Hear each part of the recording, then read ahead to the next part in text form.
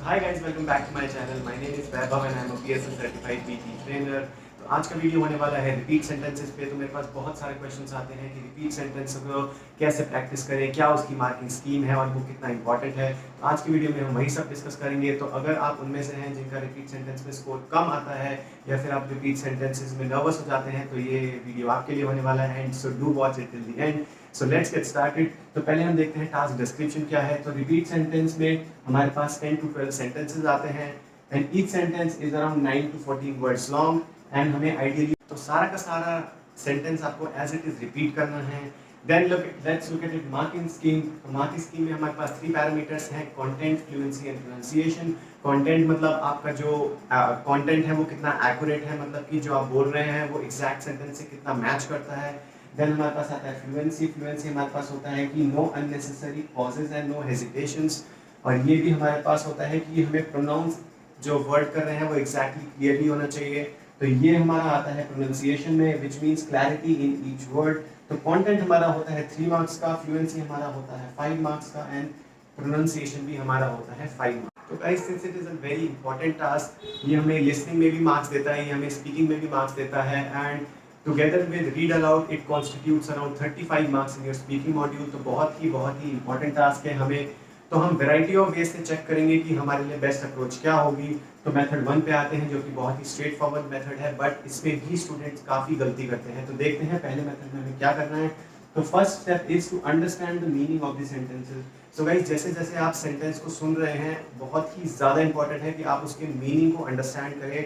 अगर आप उसके मीनिंग को अंडरस्टैंड नहीं कर पाएंगे, उसको समझ नहीं पाएंगे कि वो कहना क्या चाहता है, तो there are very high chances कि आप उसको रिपीट भी नहीं कर पाएंगे। लेट सपोज अगर मैं आपको एक डच या किसी भी फॉरेन लैंग्वेज में एक सेंटेंस देता हूँ और मैं आपसे बोलता हूँ कि उसको रिपीट करके दिखाओ, तो there are very high chances कि आप उसे रिपीट नहीं कर पाएंगे because you haven't understood the meaning of it. तो उसके बाद हमें रिपीट करना है, पहले हमें अंडरस्टैंड करने पे ही फोकस करना है।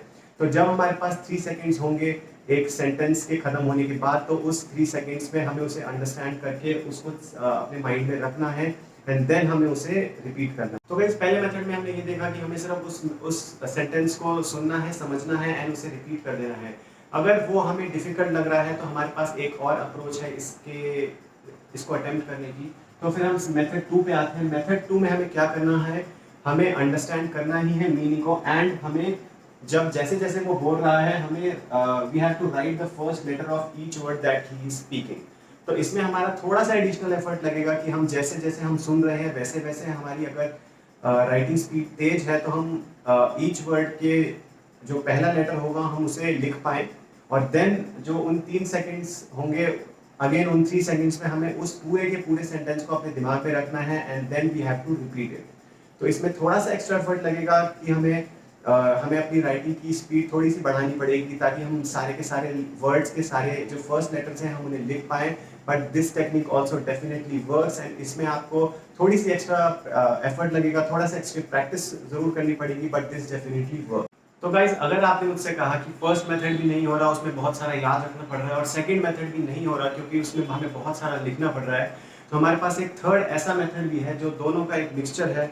तो हमें उसमें क्या करना है कि we have to understand the meaning of the sentence and we have to write the first letter of each word for either the first half और the second half, and then हमें रिपीट करना है by reading from our sheet. जो हमें sheet मिलेगी उसमें हम इधर फर्स्ट हाफ में का नोट करेंगे या हम सेकंड हाफ के नोट सेंटेंस के नोट करेंगे, जिससे कि हमें ज़्यादा लिखना भी नहीं पड़ेगा और ज़्यादा मेमोराइज भी नहीं करना पड़ेगा। तो गाइस हमने 3 मेथड्स देख लिए रिपीट सेंटेंसेस को अटेम्प्ट करने के, मेथड 1, 2 एंड 3, जिसमें थोड़ा सा डिफरेंस है, बट ये आपको खुद चेक करना पड़ेगा अपनी प्रैक्टिस के through by practising each one of them कि आपके लिए कौन सा सबसे ज़्यादा सूटेबल है। पर्सनली अगर मैं सजेस्ट करूं तो मैं अपने लिए करता हूं मेथड 1, जिसमें मुझे कुछ भी लिखने की ज़रूरत नहीं पड़ती, एंड वो शायद इसलिए बिकॉज मेरी राइटिंग स्पीड उतनी तेज नहीं है कि मैं मीनिंग उसका समझ भी पाऊँ और मैं उस सेम टाइम पे उसे लिख भी पाऊँ। बट अगर आप ये कर सकते हैं तो आप मेथड 2 या 3 में डेफिनेटली जा सकते हैं एंड उसको उस तरीके से अटेम्प्ट कर सकते हैं। Now let's look at the ways then we can maximise our score. Maximise अगर हमें करना है स्कोर को तो हमें उसकी मार्किंग स्कीम को थोड़ा सा और डिटेल में समझना पड़ेगा। सो लेट्स से कंटेंट हमें देता है टोटल 3 मार्क्स। कंटेंट हमें 3, जब हम अपने सेंटेंस को पूरा का पूरा 100% एक्यूरेसी के साथ रिपीट कर पाएंगे एंड कंटेंट हमारा 2 मार्क्स हो जाएगा अगर हमें 50% से ज़्यादा करेक्ट सीक्वेंस में अगर हमने सेंटेंस को बोल दिया तो कंटेंट में हमारे 2 मार्क्स आ जाएंगे। एंड अगर हमारा कंटेंट 25% से 50% के बीच करेक्ट है, करेक्ट सीक्वेंस में हमने उसे बोला है, तो हमें कंटेंट में 1 मार्क्स मिलेगा। अब हमें करना ये है कि हमें कंटेंट को 3, 2 या 1 तो देना ही देना है, हमें फ्लुएंसी और प्रोनाउंसिएशन पे जो अपनी होल्ड है वो नहीं छोड़। चलिए इसको एक एग्जांपल के थ्रू समझने की कोशिश करते हैं कि हम कैसे हमारा स्कोर मैक्सिमाइज कर सकते हैं रिपीट सेंटेंस में। So for example let's take a sentence which goes like, if I drop out of my school I will have nowhere to go. Now this sentence is around 13 words long.